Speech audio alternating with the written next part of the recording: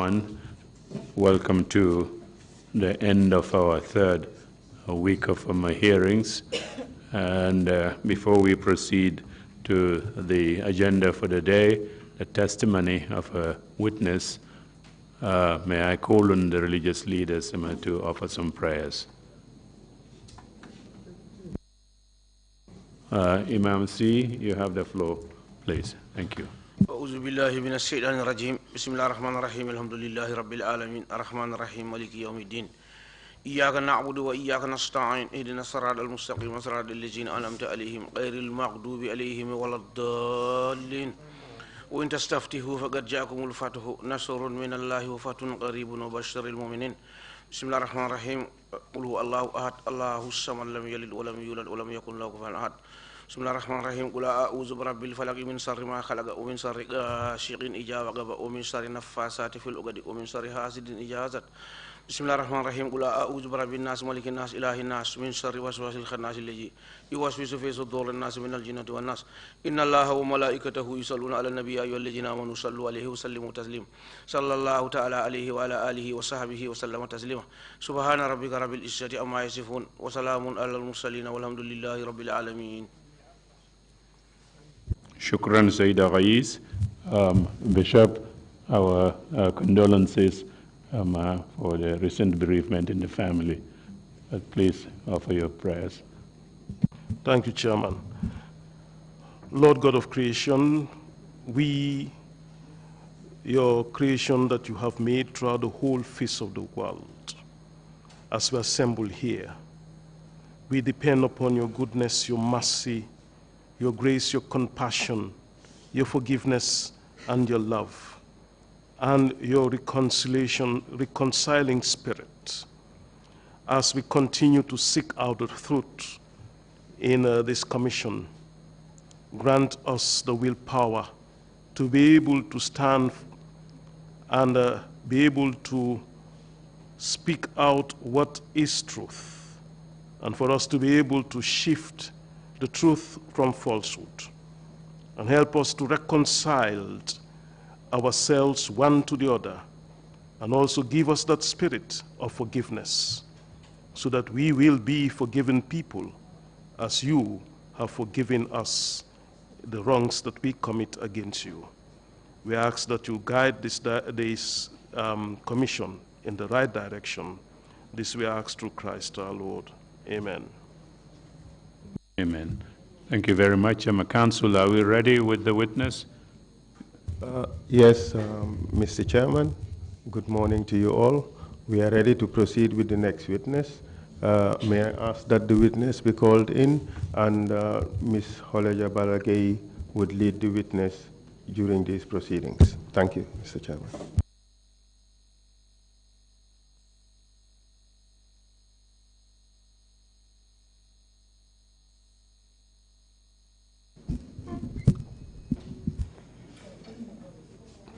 Good morning, Mr. Chairman. Good morning, Commissioners. May I ask that the oath be administered to the witness?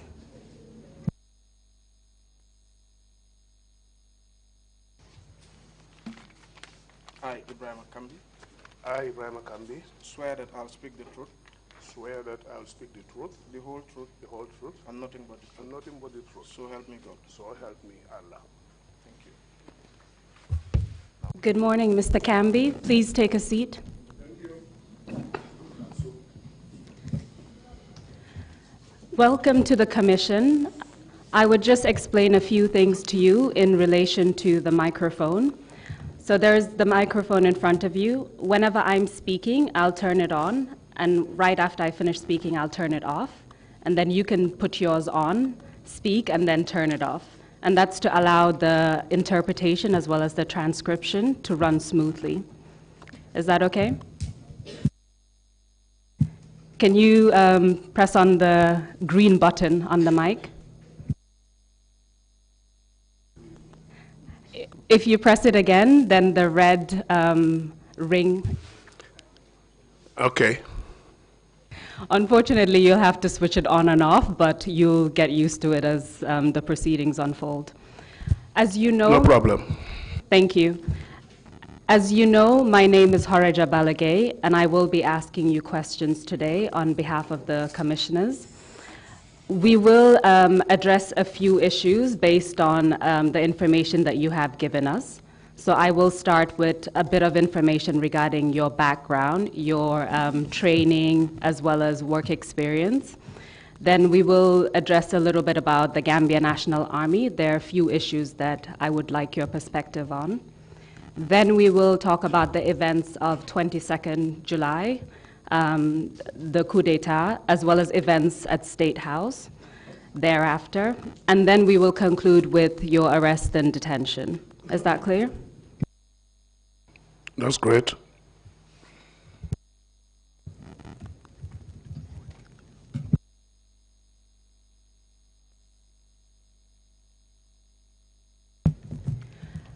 So if I may just start with a few preliminary questions. Can you please state your full name? Ibrahima Baba Kambi, Mr. Kambi, what is your date of birth? 1965. When in 1965? September 4th. Thank you very much. Without giving us your specific address, can you just tell us where you reside? I can give you my specific address. I live in Brikama, Nyambai, just behind the college. And in relation to your academic background, can you tell us where you went for primary education? Karantaba Primary School, that's Kiang Karantaba, Kiang West.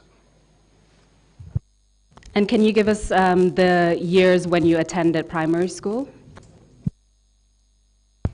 As an old man now, I won't be able to remember all of that, but I know it's from the 70 to 78, 1972, yeah. And thereafter, where did you attend secondary education? The Gambia Muslim High School. And are you able to estimate the dates? 79 to 83. After your secondary education, what did you do next in relation to your career? I went straight into the military. Do you recall what year you entered the military? 1984. Was that during the first intake, is that correct? The first ever Army of the Gambia. Can you tell us what motivated you to join the Army? Coming from the village, when you finish your schooling, the first thing you want to do is to find job to help your parents, and that's what motivated me. I didn't want to wait for anything. I didn't want to wait and choose. That's why I went straight into the military. Can you tell us about the rank you had when you started the military? Recruit. Now, can you give us an idea of your progression within the Army from recruit until the last rank that you had? After our training, which was conducted by the British Army Training Team, BATT, and this came about after the 1981 aborted coup. The government decided to have an army, and the British Army were contacted, and they sent in a training team here, which was led by Major Wright and a few other staff. One of the staff members, Sergeant Major Allen, and Sergeant Major Pt1. Pt1 was responsible for tactics and other military training. Sergeant Major Allen was from the Grenadier Guards of the British Army. Those are the guards at the Buckingham Palace. And he was responsible for discipline and foot drill. So tell us a little bit more about your progress in the Army, how you moved from recruit to the other ranks. Right after our training, some of us were picked by the British Army training team members as potential instructors. How they chose it, I don't know. And I was one of them. I became the chief Gambian instructor at the Army Training School under the British Army training team. I mean, specifically, I was under Sergeant Major Allen, to the point that people start labeling me Junior Allen. And while I was there, we were promoted to Lance Corporal. Because to be an instructor, you have to have some respect, you have to have some command, values, and if everybody was left with the rank of a recruit, nobody will be answerable to anybody. So because of that, and because everything is based on merit at that time, I was promoted to Lance Corporal and made instructor at the training school. While I was Lance Corporal there, several intakes passed by, like the second intake, third intake, and got promoted to sergeant. And that coincided with the confederation between Senegal and Gambia, and there was this Confederal Army. And I was chosen again as a sergeant in that Confederal Army. The 4th Battalion of the Confederal Army was based in Katong, and I was the platoon sergeant in that battalion. As sergeant there up to 1985, 86, I decided I did not join the Army to remain an NCO forever. NCO means non-commissioned officer. So I had to apply, despite the money, because they were paying more than the normal Army. We were being paid in CFA, and everybody wanted to be part of the Confederate Battalion. But despite that money, I was thinking about my progress, so I applied to come back to the GNA, the Gambian National Army, with the hope that I can make it to an officer. And this was accepted. I came back and then returned to the training school. While I was at the training school, we trained several intakes. A whole lot of intakes I can't mention right now until when the time comes. But just to go ahead with the progression, there was this officer selection course we conduct for potential officers. We call it the Cadet Course.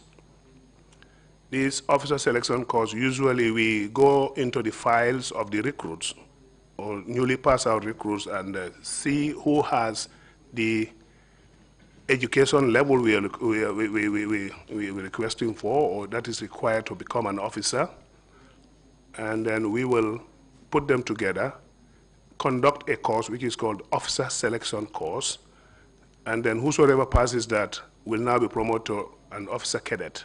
That is the white patch on your shoulder. So you are above the NCOs, but you are not an officer yet. You are a cadet officer, you are just there in the middle. This has been going on, and I've been taking part as an instructor, taking them on training, taking them on the assault course, which is one of the things you have to pass. That's the fitness training. You go through several obstacles to determine your fitness in the Army.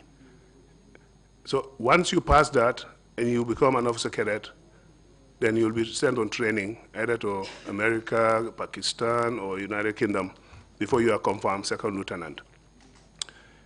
While we were doing that, there was a time I said to my mentor, which is the British Army training team guy, Sergeant Major Allen, I said, look, I think I want to do this course.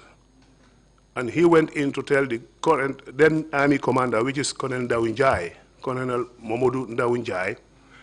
But the response was not very favorable. Ndawinjai said, no, we do not want all our good NCOs to become officers, because it's the NCO corps that carries the Army. It's not the officer. So this was the response from Ndawinjai. At that time, a lot of people thought maybe it's tribalism, nepotism. No, I did not think it that way. I took it as a credit, because the fact that he said he doesn't want his good NCOs to become officers, I felt proud of that. I think I'm a good NCO, that's why. But nonetheless, I went back to the British Army training Sergeant Major. I told him, look, I'm repeating this to you. I did not join the Army to stay as an NCO forever. So I want to give it a try. So he went back and told Colonel Momoninjai, well, my man will try. So they put me in the team. I went through the course and I came out first. And he had to go back to Ndaunjai, you know, proud, telling him that my man, he made it, he made it. You know, these are things that are very emotional. Thinking about it, I was not even given the cadet white patch. I was given a second lieutenant straight away because of my experience. I've been training the officer cadets, even to the point of training some second lieutenants when they return from, their courses. We teach them tactics, we teach them foot drill, we teach them almost everything, map reading, you name it.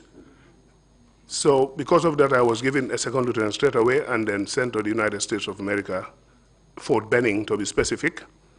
I started with the language course, which they call American language, American English, at the Lackland Air Force Base in San Antonio in Texas. And I got a distinguished graduate diploma in that.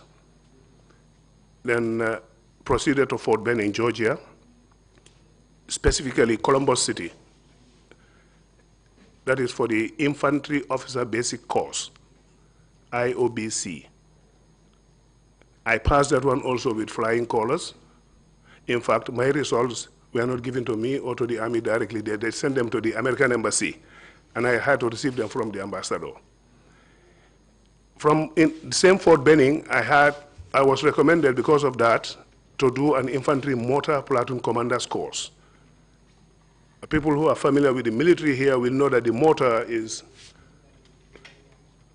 one of the dangerous weapons you can be fighting with without actually seeing the enemy. So I did that course also, which is highly mathematical, but fortunately for me, I scored over 85, and that was also distinction, so I was recommended to do the Special Forces course. Where did you do the infantry mortar course? Yes, in Fort Benning, the same Fort Benning.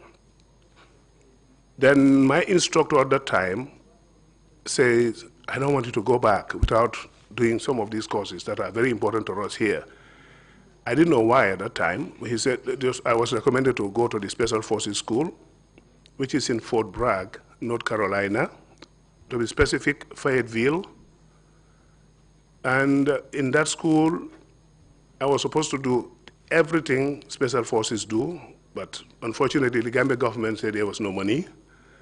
So I did the Civil Affairs and PSYOPs. Civil Affairs Operations is what we call the CMO, Civil Military Operations. When the military will come in during disasters, when the military will come in during wars to win what we call in psychological operations, winning the hearts and minds. Because during war, unless you win the hearts and minds of the people, the population, you can never win that war, no matter how much armed you are. So psychological, civil affairs was very important. So I decided to go through that one, and I got a diploma in that as well. From there, I did the instructor course again at the same Fort Bragg. That's training of the trainers. Then I returned home in 1989. Sorry, just to be clear, when did you go to the US? Because I want to know how long you were there before you returned in 1989. Early 88. So after you returned back to the Gambia, did your rank change? What did you do next in the Army? Your rank does not change automatically when you return from your courses like that. That is not Army. You have to be tried on that rank. You have to be tried on the course you've just completed before they think about promoting you again. And that's what happened to me. When I came, I was still a second lieutenant, and I was posted to Farafenni as a platoon commander. To be specific, we named the platoons all these names of the those who fought the World War, they know we have Kaladan, Maudok, and some other names. So my platoon was called Maudok, and I was the platoon commander. I had my platoon sergeants and the section commanders and the men. While we were there, the Liberia case came up, and because our president, His Excellency Sadauda, was the chairman of ECOWAS at the time, they had a meeting here, and after the meeting, they decided they are going to deploy a peacekeeping force, or a peace monitoring force. That's why it's called ECOMOG. It's a monitoring group. ECOWAS military monitoring group. That's why it's called ECOMOG. In 1990, August, to be specific. So I was chosen again as one of the platoon commanders to go to Liberia. I did not even have time to stay with the family for long. Went to Liberia as a platoon commander. And when we arrived, we actually got into a ship. The ship is called Tano River, provided by, I think, the Ghanaian, you know what, ECOWAS put everybody in that ship, all of us, without equipment. And once we approached the ports of Liberia, Freetown, Monrovia, the rebels started firing at us. That's the Charles Taylor rebel, from across the street. So you could hear bullets on the mast of the ship, actually. So the captain had to withdraw back to sea. And we stayed there for almost a week, feeding on gari and sugar while they're fighting. Then in the end, our commander had to decide that, look, we'll have to pull out some weapons and fire back in order for us to be able to land. We landed, fortunately, without casualties. We disembark all our weapons and all these things and secure the surroundings, secure the perimeter, and then the men start coming out with our logistics. And I was posted, I can say the Gambian contingent was posted as one of the headquarter guards with the Sierra Leonean contingent. The rest of the army, Nigeria, Ghana, and others that are well equipped, more equipped than us, were sent outside to the perimeter. We are in the headquarters. While at the headquarters there, we get sporadic attacks from rebels. It will not be confrontational, but they'll be afar and sending us mortars. And then they'll be firing at us with RPGs, that is a rocket-propelled grenade launcher. Some people will know it as bazooka. They'll put it on your shoulder here and fire. So locally, people will call it bazooka and all kind of things. And we've been there for a while under that, I can say, anxiety, because we really don't know why we're here. We told it's peace monitoring, but we discovered there was no peace. So you cannot even keep it because there's no peace to keep. So an incident happened which became a turning point. While I was there as a guard with other Gambian contingent members at the head office, the then commander, it was a general from Ghana, General, I can't remember his name, but he was the first contingent commander for ECOMOG from Ghana, a lieutenant general. He called for a meeting of the two parties, Prince Johnson and Samuel Doe's party, because then Charles Taylor was already out of the city. He was on the city outskirts, and he was not willing to talk to anybody. But these two parties were willing to talk. So he called Prince Johnson's team and Samuel Doe's team. Samuel Doe's team arrived first. We received them. Samuel Doe went up to meet the commander. While we are down there, Prince Johnson arrived with his team and started disarming Samuel Doe's soldiers immediately, right at the ECOMOG headquarters, and shooting them, killing them, and went up to the commander's office, shot Samuel Doe, and then carried him on the shoulder, put him in his presidential vehicle, and took him away. So while we were there, because of that incident, the commander had to be changed. The Ghanaian general had to be replaced by General Dongonyaro from Nigeria. When Dongonyaro came, that was the time we all felt like we are real soldiers. We are real soldiers. Dongonyaro said, look, there's no peace here to keep, so there's no point carrying your white helmets. We painted all our helmets green now, ready for fight. So it turned into a intervention or enforcement. So we were deployed.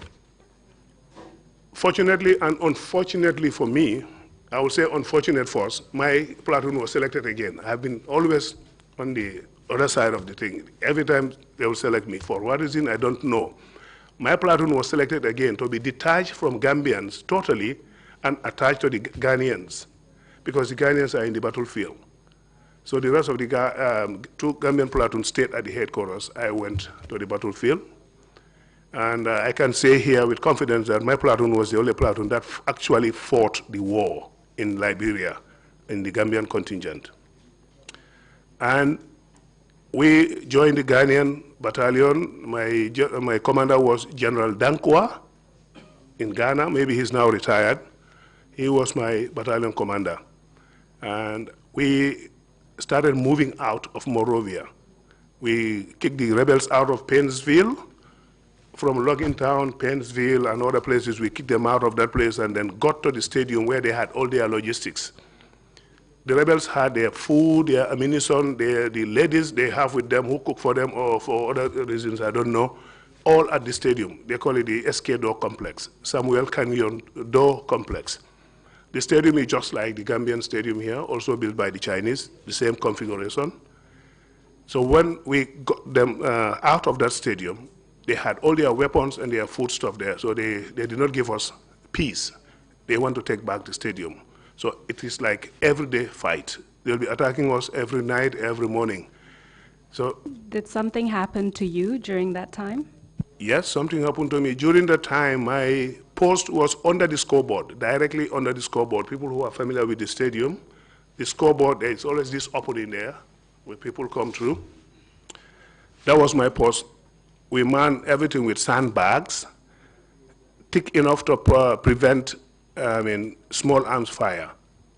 But during this firefight with the rebels one morning, very early in the morning, they attack us from the hills. If you're familiar with Liberia, you know that the stadium is just down there, like in a valley, and surrounded by hills. One fine morning, very, very early, these guys attack us, Charles Celos rebels, from the hills. So they were just dropping the rounds on us there like that, as easy like rainwater or so.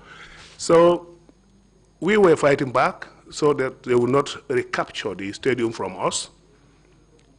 During that time, I was at my post under the scoreboard. I saw a flash coming from the hills. And I jumped on one side, on my right side. My left foot was left behind.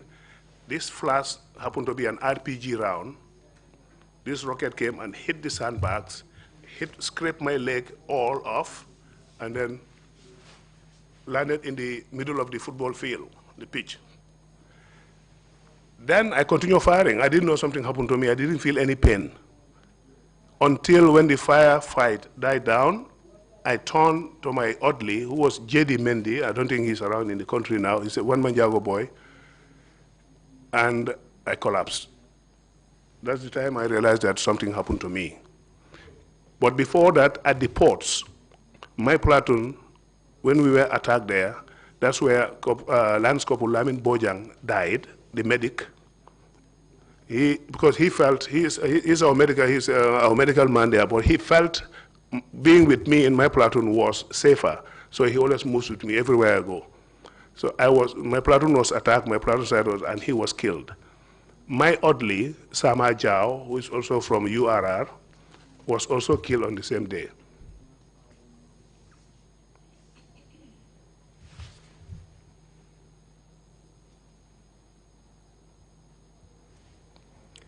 Now, it was after all these two people died, that was when I was moved to the front. And by then I was already hardened. I didn't care about anything. I lost my orderly. Please take your time, Mr. Camby.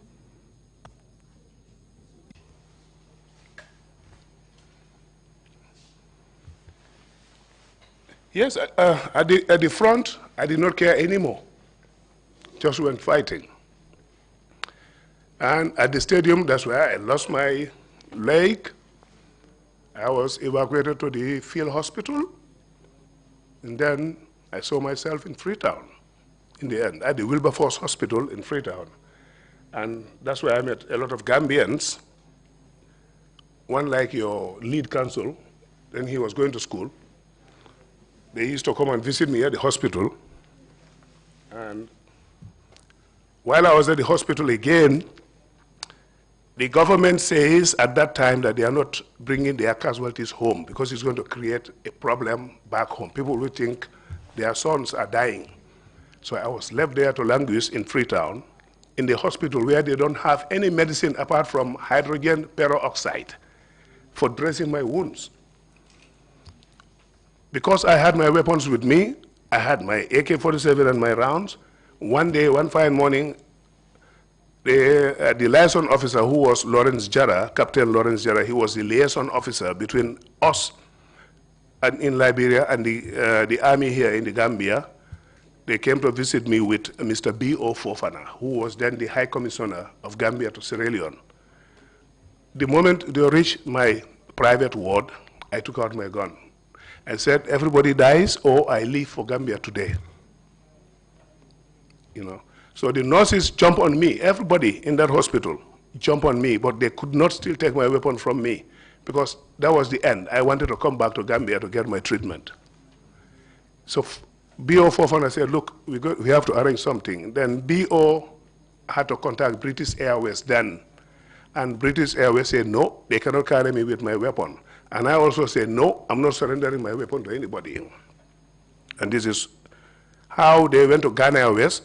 Ghana was part of ECOWAS, ECOMOC, so Ghana accepted me. Ghana Airways accepted me with my weapon.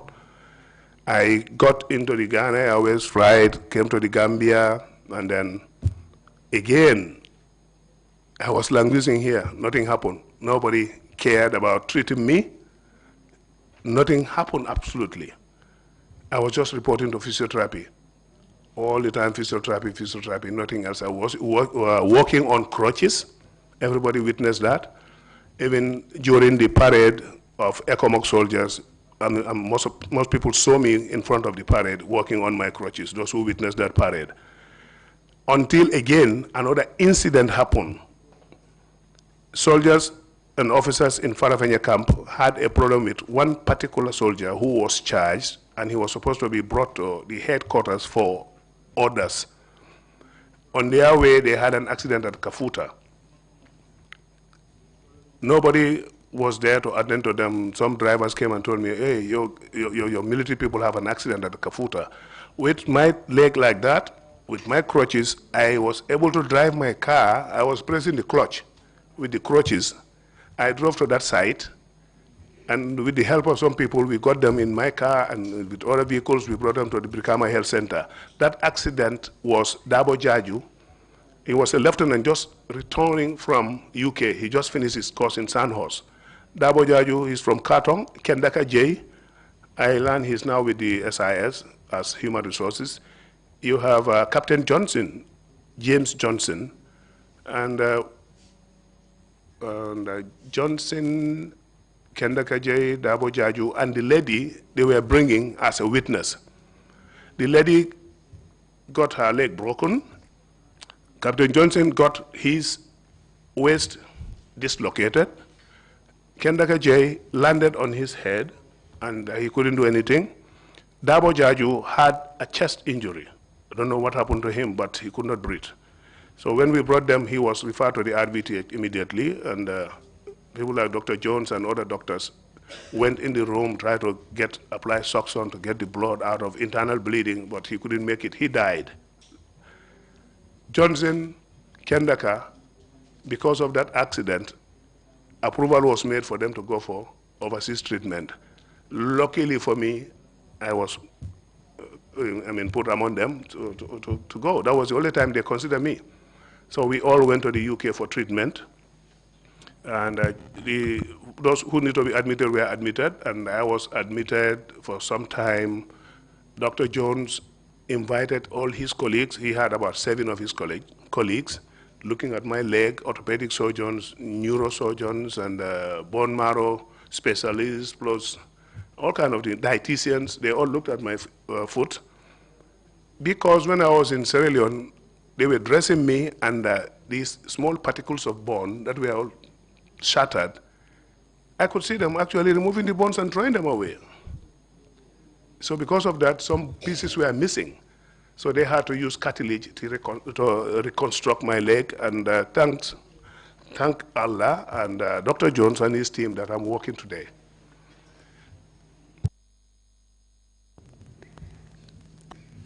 After your return to the Gambia, how long did it take until you received the treatment in the UK?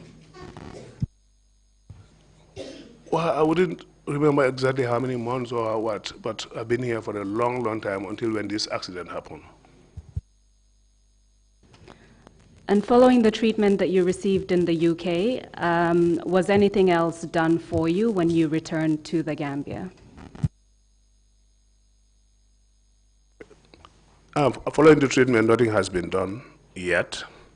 And for the past 22 years, I've been following it up. Compensation, medical board, nothing has been done until a few months to the impasse when I contacted somebody who was close to Jammeh, and then they asked the RBTH to set up a board for me, and the board recommended something like 25% disability. I still cannot get that check. I don't know what's happening. Still no money, no compensation, nothing.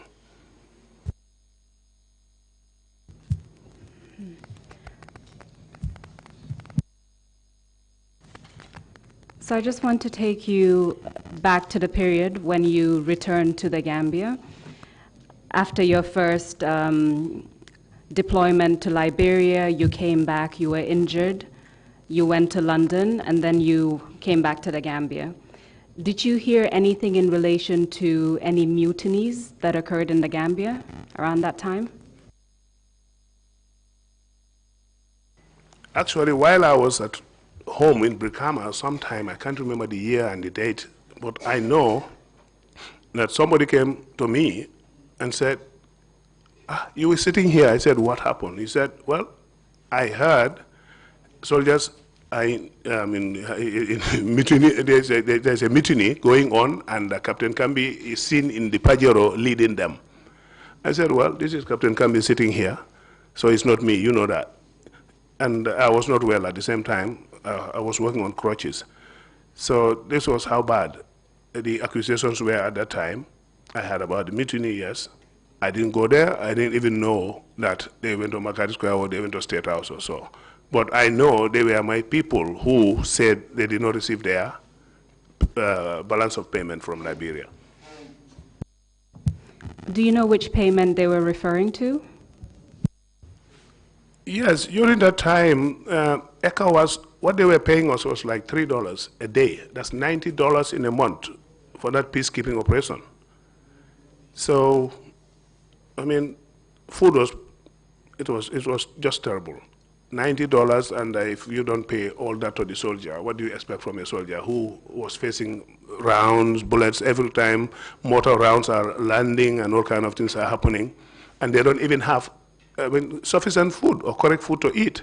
Because I can tell you here, while I was in the front, anytime it's food time, for example, dinner, they will delay it in such a way that when I call to say, what is happening to the men's dinner, they'll say, well, the headquarters say no vehicle movement after 6 p.m. So there is no food. I had to get gari and sardine. We use dry gari and put sardine on top of it, just the oil of the sardine, and eat. Do you know what happened to the soldiers who mutinied in relation to monies owed to them? I can't say exactly whether I know what happened to them, because I didn't go there, and that time I've not started work yet, so I will not be able to answer that question. And just to be clear, you didn't hear anything about what happened to the soldiers. Is that what you're saying? I mean, that will be hearsay, and I'm under oath, I don't want to speak on hearsay.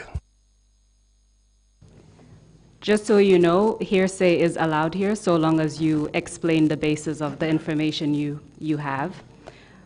But please proceed. No, I just want to be clear that as a matter of principle, I don't discuss hearsay. Okay, well, we'll move on from that issue. At the time of the 1994 coup d'etat, what was your rank? I was a captain. And as a captain at that time, did you have a specific, what was your specific role in the army? Staff officer responsible for logistics at the Army headquarters.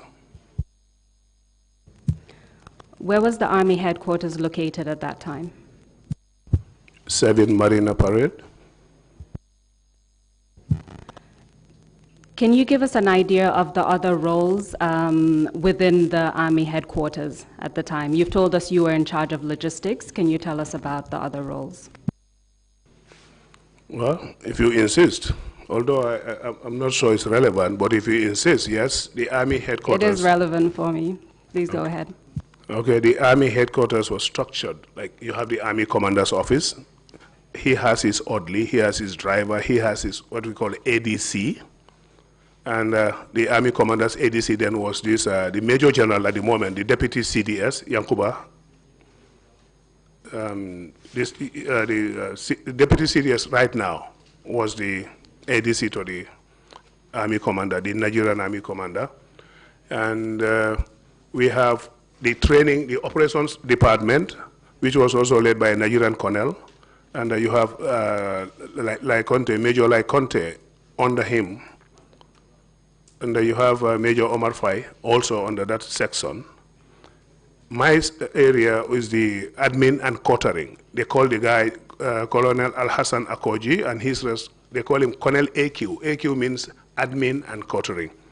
So we were responsible for all logistics and administration of the Army, and I was logistics, and Babukar Jata was admin. We shared the same office. Babukar, who ended up being the Army Chief of Staff. Then you have other sections like the orderly room, which is also led by Sergeant Major, that is the registry, we call it in other departments. So you have the INT section as well, led by another officer, that is the military intelligence cell.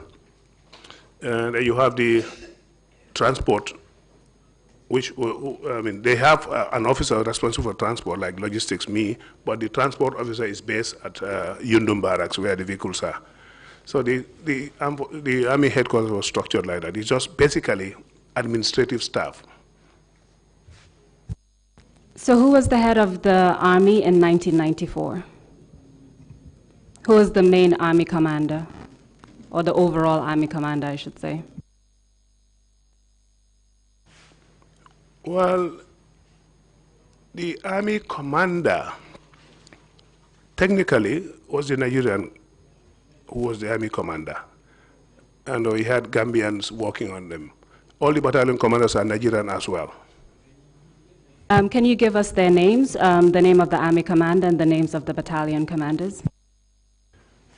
The Army commander who started NATAC, NATAC is Nigerian Army Training Group, was Dada, Abubakar Dada.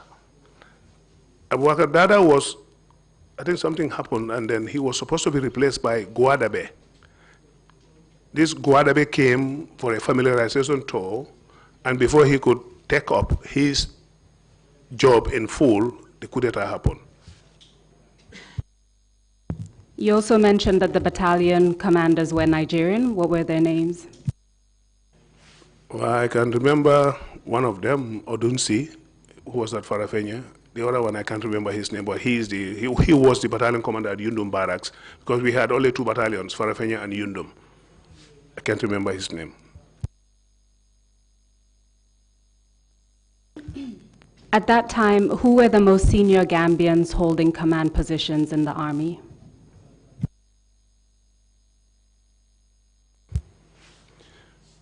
At the time of the coup d'etat, Major Omar Fai, Lai Conte,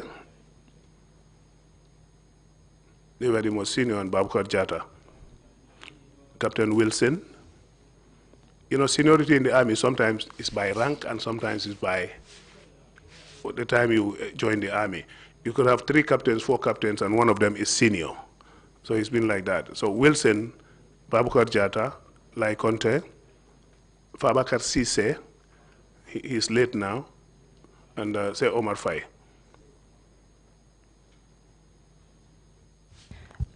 You mentioned Colonel AQ, who was your supervisor. Who were the other commanders based at the Army headquarters? Like I say, I can't remember their names, but there was one responsible for intelligence and another one responsible for operations and training. Those are the ones working with Major Lai Conte and so.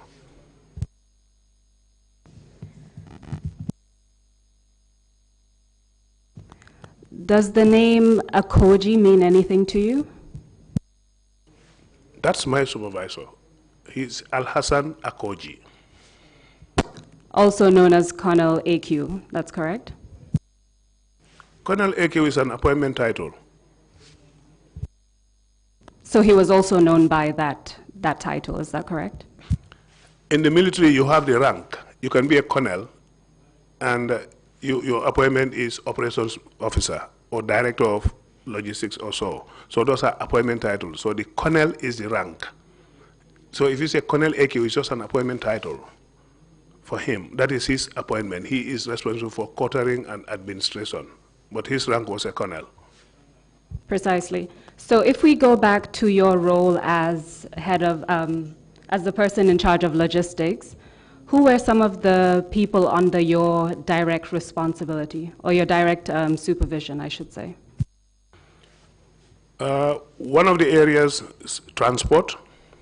We all know transport logistics, and accommodation, feeding. These are all under me.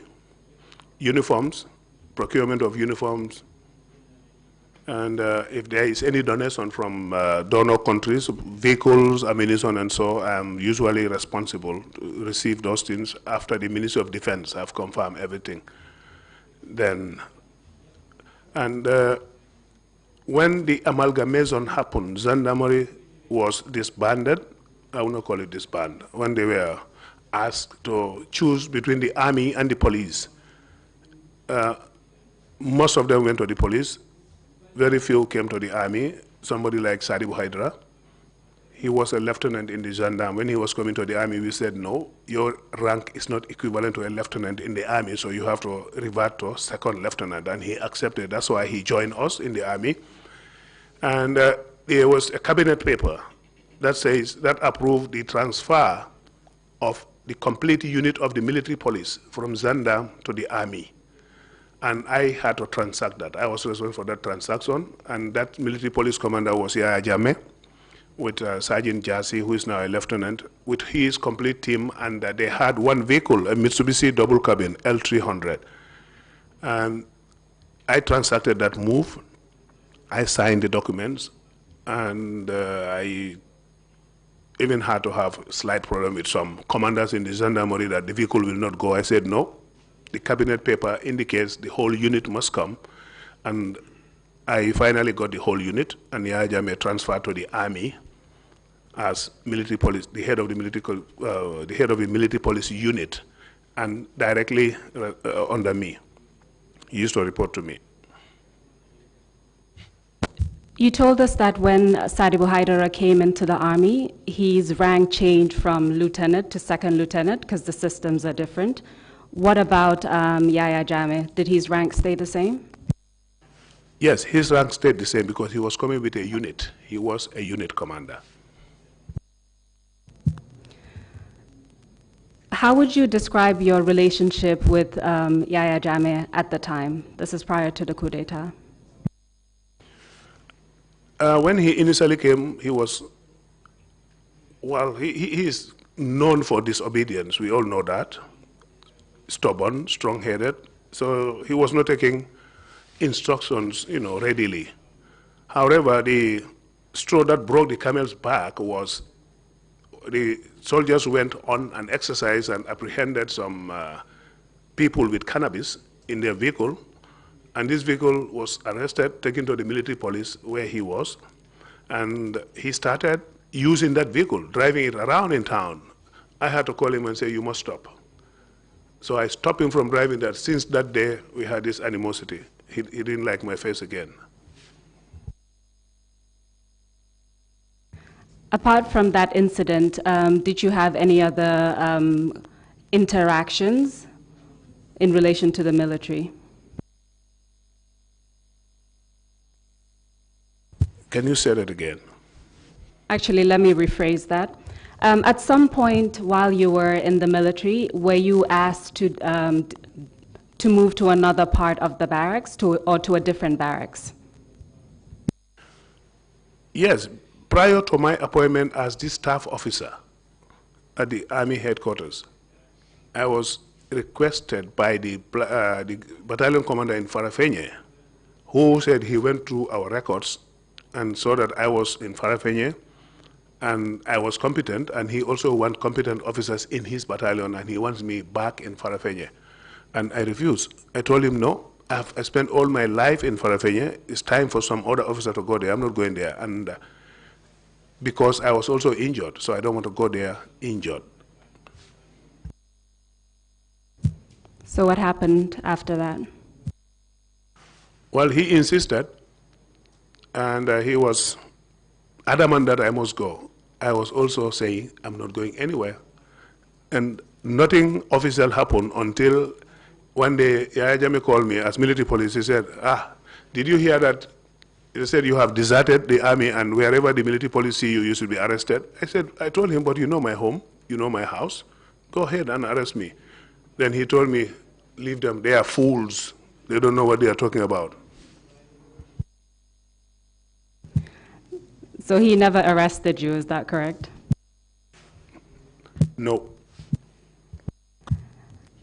Did your relationship change after that?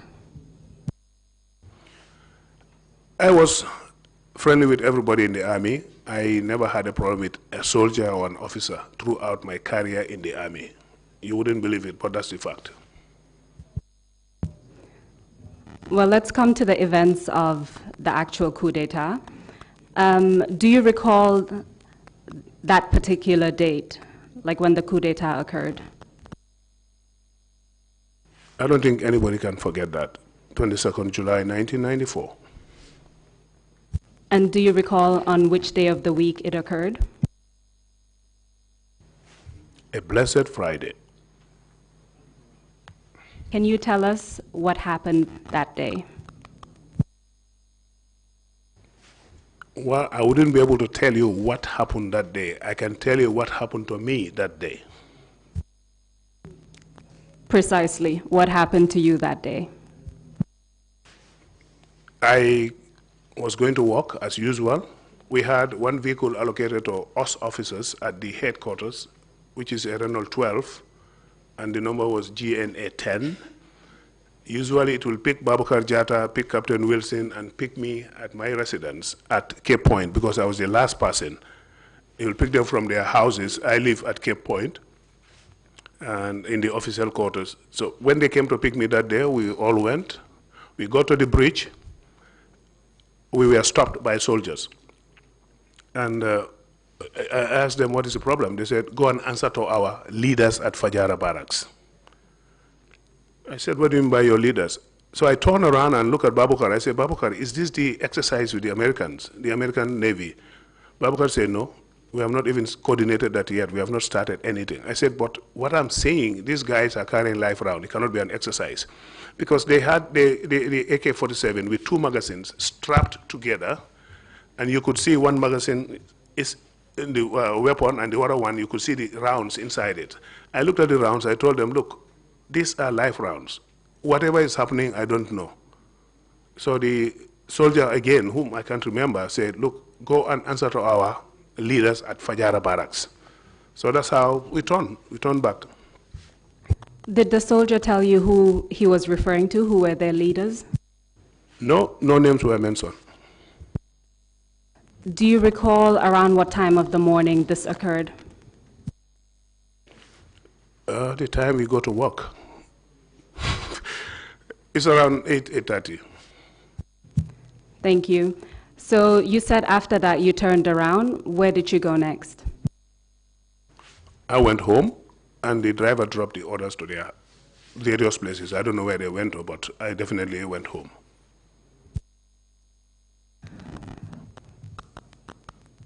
So at that time, you felt that what occurred at the bridge was unusual. What was going through your mind when you were back at home? I started thinking, and I started thinking to myself, if there is going to be any exercise, I would be in the thick of it, because logistics, I provide them with all the logistics, but nobody has said anything about exercise, so what's going on? Then, as the bird flying over will drop the information, I also heard from people that there is a coup d'etat, and then I had the announcement on the radio. I had a small radio with me. I had somebody's voice there, whether it's Captain Sonko, whether it's Basir Barrow, I don't know. But somebody announced to say that there is a coup d'etat. That's the first announcement. I can't remember one of them, who this guy is. I think it's Sonko, Captain Sonko. Because when he finished in English, he started speaking in Wolof. His Wolof was not very good, just like me. We're from the village. So I recognized his voice as Captain Sonko. That's how I know there is a coup d'etat. Do you recall around what time you heard that announcement on the radio? Was it long after you returned home? Not very long, not very long. I can't remember exactly what time, but not very long. You told us that at the time the army was controlled by Nigerian commanders, or led by Nigerian commanders. Did you speak to any Nigerian commanders? I did not speak to any Nigerian commander. Then I decided I cannot abdicate my duties, so I left my home to the Colonel Eku's residence, because then the commander was not on the ground. The army commander himself was not here. Like I said, Dada was supposed to leave and to be replaced by Guadabe, so there was no commander on the ground at the moment. So Colonel Eku was like the de facto commander. Even though there was no appointment, there was no force order to say he is the commander, but he was the most senior. So I went to him, and because he was my supervisor too, and I went to him, then we started now finding out what is the problem. Did you go to Colonel AQ's house on your own, or did you go with other people? I went there alone. This I can confirm. Can you tell us where Colonel AQ's house was, residence was located at the time? There's this road opposite Senegambia Hotel, and the house belongs to one Sidia Sise. I actually rented those houses when the NATAC came. Sidia Sise was a businessman, and I had to rent 3 compounds from him to accommodate our Nigerian officers. When you arrived at Colonel AQ's residence, did you meet anyone else there apart from the colonel himself? This is where the problem is. I would not recall everybody I saw there, but I know Mamad Cham was there, so I couldn't remember any other person. But Mamad Cham, I vividly remember. Do you recall if the people that you were with earlier that day, so Captains Ben Wilson and Babukar Jatta, were there? Babakar could be there. I'm on the oath. I don't want to say, but Wilson, definitely, I did not see him there. And again, I know you said you can't remember precisely who's there, but I just want to ask directly, do you recall if there were other Nigerian commanders there when you arrived? No, I can't recall that. So can you tell us what happened at Colonel AQ's residence? Did you have a conversation with him? Not much. When I finally decided, look, I can't just sit down here forever, I told him I was going. He told me, look, if these boys are really what I think they're doing, if you go, all of you senior officers will be killed. Maybe because of his experience in coup d'etats in Nigeria. But I decided I have to go. Do you know if anyone there decided to go to either Fajara barracks or to where the coup plotters were at that time? Yes, Captain Mamad Cham also left to wherever, I don't know which position, but he left us there, and then I don't know where he went to. So apart from what Colonel AQ said to you, did he issue any sort of orders at that time? Not to me. Apart from what he said, did he provide any other information about what was happening? Nope. So you left his residence. Can you tell us what happened next? Where did you go? I went to my house, changed from the workout dress I was wearing, I got into camouflage with the full knowledge now that this is what is happening. So I got into my camouflage dress and came out on the small roundabout at Bakau New Town, Bakau Cape Point Tourist Market area. There's a small roundabout there. When I got to the roundabout, I saw a vehicle coming, a Mitsubishi pickup vehicle. Then I stopped the vehicle, I said, I need to get to Banjul. This happened to be my own teacher, Mr. Habib Jammeh. Then he was working for GPTC, Gambia Public Transport Corporation. So I told him, sir, I know you are my teacher, but there's a problem in the country. He said, yes, I know. I need your vehicle, but I will definitely return your vehicle to you. So I took the vehicle from him. I drove with headlights on, with double hazard lights, and then crossed the bridge. Nobody stopped me. Got into State House, nobody stopped me. Parked the vehicle, went straight up. When I asked the guys, where are they? They told me they are upstairs. So I went upstairs, I found Yahya Jammeh sitting there. There was no Sana Sabali, no Edward, no Sadib Hydra. Yahya was there alone with Almamo Mane, the late, and Musa Jammeh, the late, and Buba Jammeh. Buba Jammeh, I think he's now in Europe. Buba was the oddly at that time, and Musa and Almamo and some other guys were security to him because they all came from Zandam, so they know each other. So there was no army, a typical army guy with him, apart from Buba Jammeh. So all the rest were members of Zandam he knew and trusted. So I climbed up there, I found him sitting there, then he explained to me what happened, that they have taken over the country, and Jawara is free to come back as a senior citizen, but not as president. Then, while we were there... Sorry, just to... When you say he told me, who are you referring to? I already said, when I went up, only Yahya Jammeh was there, no other council members. So it's Yahya Jammeh, of course. You have mentioned other people who were present, such as the late Almamo Jammeh and others. So your testimony is that Yahya Jammeh is the one who spoke to you and said that. Is that correct? Obviously, in the military, I wouldn't have asked any of those people. They were NCOs, very junior to me, so the only person I can speak to was a fellow officer. Well, we've already seen a lot of unusual things happen that day, such as junior soldiers at the bridge telling you to go and speak to their commanders at the barracks. But we need to be clear for the record, so that's very helpful. What happened after Yahya Jammeh told you that? He told me to stay with him, and I stayed. You said that when you first arrived, you did not see any council members. You stayed with Yahya Jammeh. Did you see any other council members that day?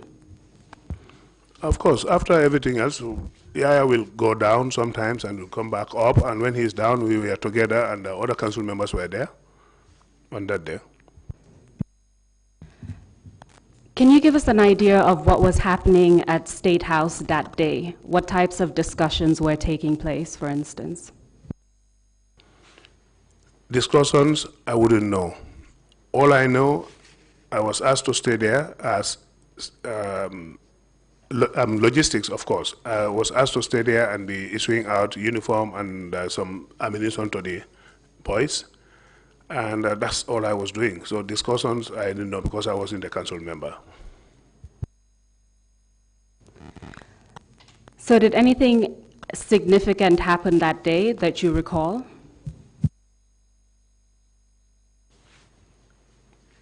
Was significant. Everything on that day was significant. It was a military takeover, so everything about it is significant. So I want to know specifically what you want me to elaborate on. Do you know when the council was formed, for instance? Negative. Were other officers present that day, other senior officers, apart from yourself? I saw Mamad Cham, Captain Mamad Cham, Samsidin Sar, as senior officers. I saw those ones there, yes. And just to be clear, did you see them on that first day, meaning the day of the coup? This is where I can't say exactly, but all I know, I've seen them at the State House. I don't know whether it's the first day, second day or so. So I'd like to move on to the second day, meaning the day after the coup. Can you tell us what happened that morning? A lot of things happened, but what I know about myself is I was with Jammeh, and this was not even the second day, this was about the third day or so, something like that. And he told me that I'm going to appoint you as the mayor of KMC. I looked at him in the eyes, straight in his face. I told him, I'm not going. He looked at me and said, why? I said, I'm from Kiang. I cannot be mayor in Serakunda. He said, no, don't worry about that. We'll give you full support. You can decide your own salary. You can decide who you want to work with. I told him, I'm not doing it. And jokingly, I mentioned again, I said, I'm a Kiang boy. I cannot be mayor in Serakunda, and you expect me to get support. Did he offer you any other position apart from that? Apparently, this was published in the papers. I didn't see the papers till now that Kambi is now mayor of KMC. I did not even step a foot in that place. I went around to look at the place, came back, I told him I am not going there. So he said, okay, now you can stay with me here as the State House Chief of Staff.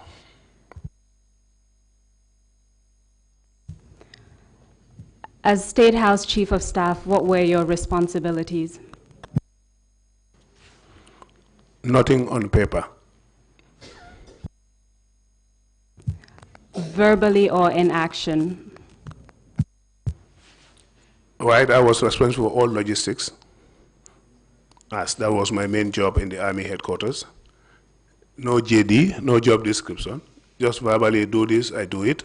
And it's like I have to ensure all vehicles, all government vehicles are collected from ex-ministers, permanent secretaries, and everybody else, and park all of them at the then Public Works Department.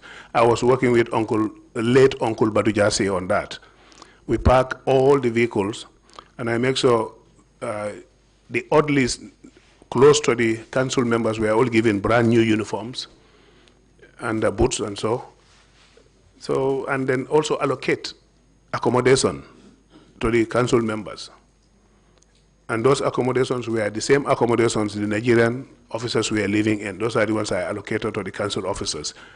Yankuba Toure and Sana Sabali and others. Edward chose his own accommodation. That is the accommodation they call State House number 2 at Bakau. So apart from Yahya Jammeh, was any other council member staying at State House? No, no other council member was staying at State House. Did you hear anything during your time at State House? Did you hear anything in relation to the former cabinet ministers? Like I say, I don't work on hearsay.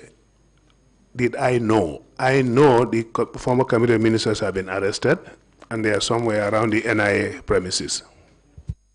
How did you know that?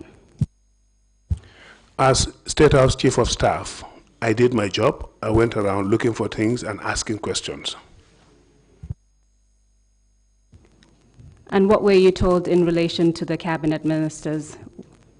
They are arrested, and they are at the NIA premises. Did you know which cabinet ministers were detained at the NSS? Yes. Sorry to say NIA, it was NSS, yes. And the cabinet ministers there, I can remember a few of them. I don't remember all of them. I can remember a few. OJ was one of them, Omar Jallo. Late Kamabaji was one of them. And there was a parliamentary secretary who said he was there for his own safety, even though he was not a minister, Famandu Sanyang. I remember those ones. Do you know how long they were detained at those premises? No, I wouldn't know because I didn't know what time they were arrested. Were they eventually released? Yes, they were eventually released based on my advice to Jammeh, because that time he was listening to me. The initial days, I told him, the two of us were sitting in the upstairs around 7 o'clock or so before the Maghrib prayers. I told him, keeping these ministers here will not serve you any purpose. You've done a bloodless coup. Why don't you just release them to go back to their families? And if you need them, you can always get them. You can take their travel documents, but keeping them here, you're getting food from the Atlantic Hotel every day to feed them. When somebody gets sick, you have to get medicine. Why not just allow them to go back to their houses? He accepted, he agreed, and I walked down with him on foot with his own security, just the two of us, no other senior officer, no council member. We went to the NSS premises. He addressed them, and before releasing them finally, the late Kamabaji said to him, you people are young, you've taken over the country fine, but please, I beg, do not change the national anthem. You can change anything you want to change, but do not change the national anthem because it's a prayer to the country. Late Kamabaji told him that. And he told Kama, yes, I will not change the national anthem. Then he looked at Farmandu and said, what are you doing here? Are you also a minister? No, Farmandu said, I'm here for my own safety. Then OJ jokingly said to us, no, he is our boy. If we need to buy attire or something, that's Momolande Yoni, you know, in the local language. That's Farmandu Sanyang. Then the ministers were all released that day. But from my position as chief of staff at that time, I was also told Hassan Jallow was arrested. But Hassan was not among these people. So I inquired, only to find out that Hassan was locked up in a room at the army headquarters in Marina Parade, all by himself. He would have died there if nobody knew he was there, because he was there alone. So somebody directed me, I can't remember which soldier, and we opened the door, we found Hassan there too. So I released Hassan Jallow as well.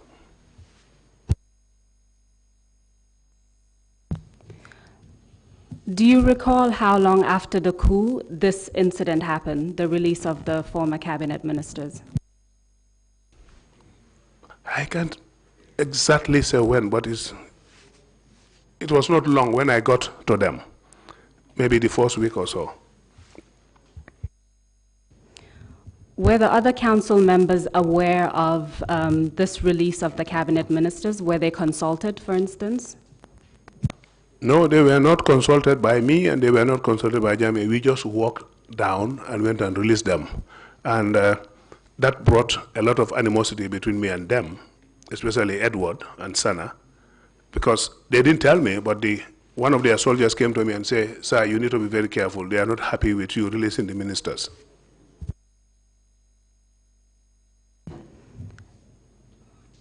Did you notice any change in their behavior towards you?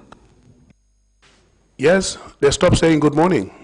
Even if they came by, they would not say good morning, even though they are council members, but I was their senior. I recruited all of them, one by one, from recruit stage as a recruit. For them to become officers, I was their instructor. So that respect should have been there, but they were not even greeting me since that thing happened. So I also started smelling rat. Do you recall how long you stayed as chief of staff? Until my arrest. Did you leave the State House at any point while you were chief of staff? Yes, I think it's the second week. The early days of the coup, I've not seen my family for that whole number of days. So I told Jammeh, could I go and visit my family for this weekend? And he said, oh, certainly you can go and come back on Monday, or Sunday evening, sorry. So I left while I was in my house that day at Cape Point. The following day was Saturday, yes. Lanto Montamba came to me with his vehicle. He said, you are wanted at the State House. The chairman wants you there. You are going somewhere. I told him, okay, you can go. I'm coming. I had my car. He said, no. They said I should go with you. I said, Lang, go, because I was senior to him. I personally posted him to Fajara Barracks as the commander. When all these things happened, as chief of staff, I took Lantombon to Fajara Barracks as commander. I took Omar Bimbai to Yundum Barracks as commander and allocated them with SUV vehicles each. So when he started talking to me in this way, I said to myself, why? Why would somebody junior to me talk like that? I told him, go, I'll come. He said, no, they said I must go with you. I said, who? He said, well, the council members called me to say I should go with you. The chairman is going with you somewhere. I said, then wait for me. I went in, changed my dress, put on my camouflage uniform, and got into his car. We drove to the State House. Once we got to the State House, my usual routine is I'll just climb up straight away to Jammeh. This time, as I stepped my first foot on the steps, there was this soldier, I can still remember, he's called Amin Kasama. He's now an imam in Atlanta, Dakar, in Georgia, in America. He had rounds all over his body, just like the Rambo style, and was carrying an LMG, which is unusual. LMGs are usually light machine gun. Usually you use them on the ground, not with you like that. But that time he was a tough guy, and then he had rounds all over his body. He stopped me and said, no, sir, you cannot go up. He said, you wait for him down here, you are going somewhere. So I stopped. I note the time, it's 10 minutes to the break, so we can stop there and then continue after the break, and I'll cede the floor to the commissioners for questions. Thank you, Mr. Camby. Thank you very much, Counsel, for that exchange with the witness. Thank you very much, Mr. Camby. Commissioners, do you have any questions now, or would you want to wait until the end of his testimony? I think that's the case. If there are no further questions, we will take a 30-minute break and come back. Well, let's come back at 12 noon. That is all right. Meeting is adjourned. Thank you very much.